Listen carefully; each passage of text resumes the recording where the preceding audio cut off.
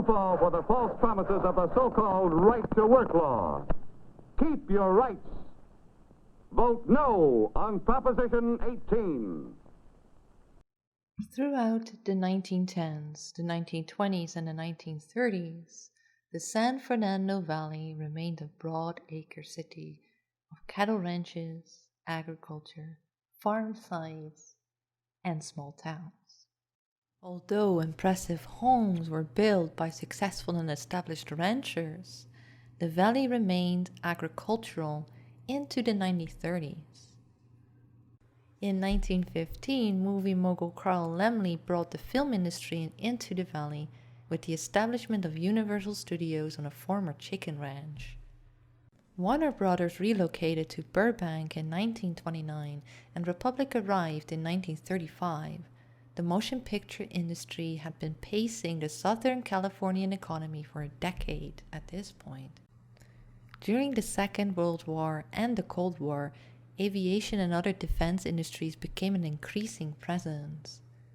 Lockheed Aircraft opened its assembly plant in Burbank in 1928, and by the 1940s was the valley's major employer. Because of Hollywood, defense, and electronics industries, an array of well-paying blue and white-collar jobs were made available. In 1961, W. W. Robinson, the leading historian of land use in Southern California, toured San Fernando Valley that had now emerged as the archetypal landscape of the newly developed post-World War II California. Most of the valley had been transformed into a mosaic of residential communities, joined together by great boulevards cutting through landscapes of surviving agriculture that, with the exception of western and northern borders, would not survive the decade. Los Angeles had long since annexed these communities. Robinson suggested and coded a paradigmatic progression from wilderness to Native American settlement, to Spanish exploration, to subdivision of land, Grand Ranchos in the Mexican era, to ensuing American ranch of cattle and sheep, wheat and orchard area, to the foundation of townships by pioneering developers in the early 1900s, followed by the long and languorous decades that ended abruptly with post-World War II suburbanization. As of 1950, the vast majority of the millions of Californians were living in densely settled cities and towns, as they had been doing since the 19th century. The planned residential subdivision, developer-driven, mass-produced and uniform in design, readily financed and affordable, marketed to millions of incoming Californians, would not destroy the urban matrix and structure of Californian life. It would, however, profoundly transform pre-existing communities.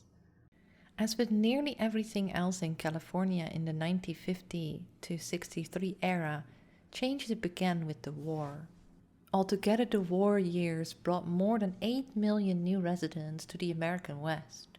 Together with 3 million military personnel in training or transit, many seeking defense jobs, no cities were more key to the defense industry than San Diego, Los Angeles, and San Francisco.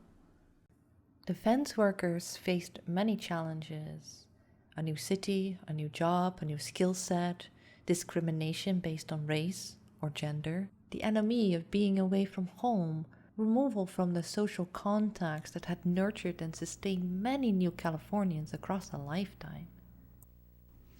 Working mothers fretted over child care despite a number of innovative programs.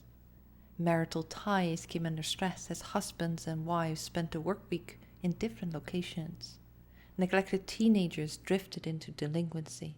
Sexual disequilibrium was in the air, a sense that this was wartime and anything goes. Overworked but well-paid defense workers partied hard in their off hours, drank booze and smoked incessantly. Air pollution, recently dubbed smog, became a problem, especially in Los Angeles, further compounding the risks to healthy lungs that came from the industrial environments and cigarettes. Crime rates soared, especially batteries and sexual assaults, sure signs of a society under stress. The war years, in short, constituted Act 1 of a drama of accelerated growth and transformation that will continue for the rest of the century.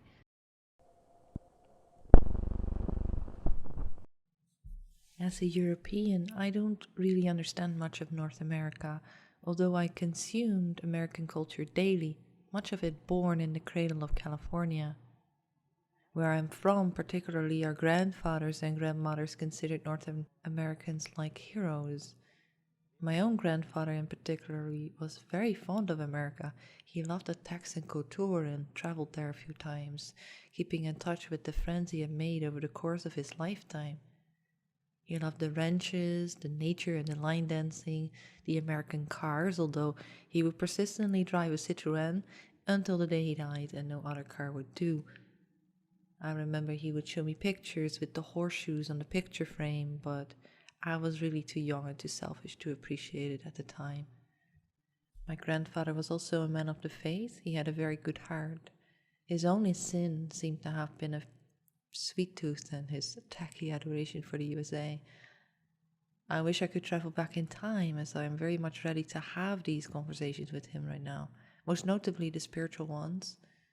I'm thinking about him quite often, but he taught me a lot in hindsight.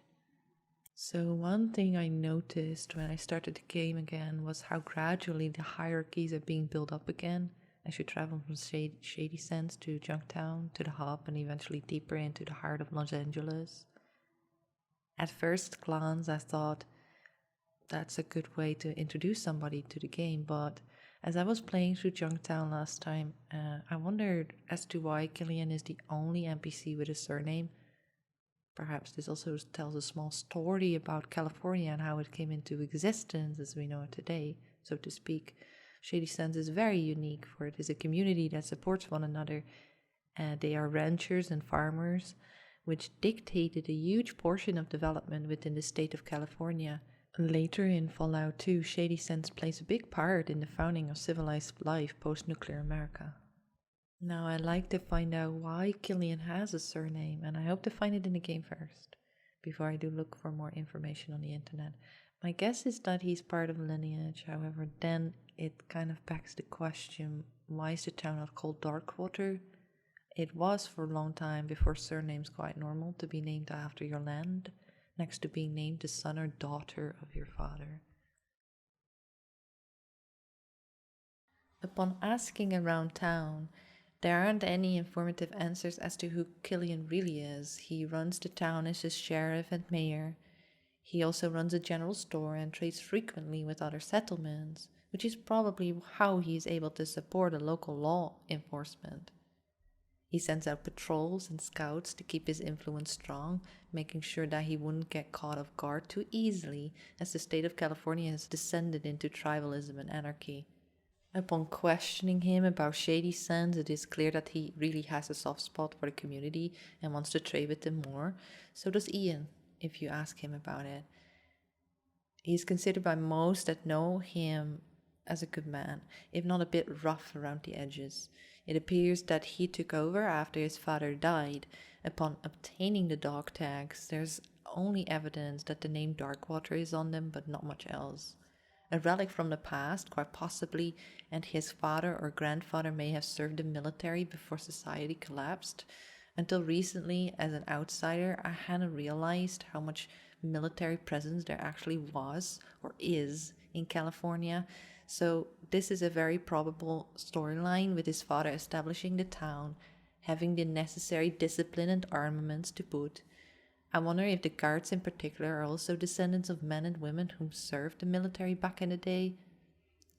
Killian is very concerned with lawful behavior, even if he doesn't like Gizmo and is aware of the man scheming behind his back. In having to face an open assault on his life, he still demands proof first before he pursues any form of justice. I would assume Killian was once married, considering his snarky comment about a mother-in-law. However, unlike Aradesh, there are actually no women around Killian at all. I would say that Killian is actually some sort of embodiment of a relic of the past himself, hence the dog tags, hence this lawful abiding quality about him that is still somewhat of a remnant of how law used to operate before society collapsed. Simultaneously, Killian also represents what it means to be run by an independent sheriff, and his code of conduct is therefore also considered a bit rough and maybe a bit black and white even. He appreciates honesty. So a lot of what he considers law and lawful is definitely very much anchored in a personal characterization of somebody. And partially this is probably also why people really respect him, for he has this very strong leadership quality, very strong character. And on the other side, he may also be a bit unpredictable. He is judge and juror and executor.